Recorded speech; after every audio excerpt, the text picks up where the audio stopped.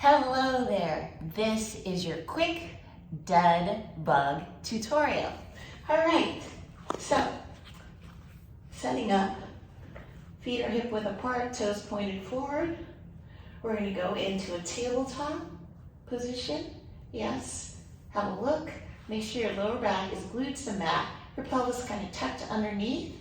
All right, hands are up, eyes looking at the sky.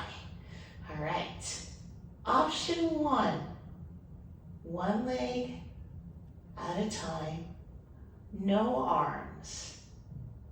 Notice it's very slow and controlled, and I'm not touching the ground. I'm hovering right over it. Now, if that's too much for you, you can tap the toes one at a time, going back and forth to tabletop. All right. Full on dead bug, full extension, opposite arm to leg,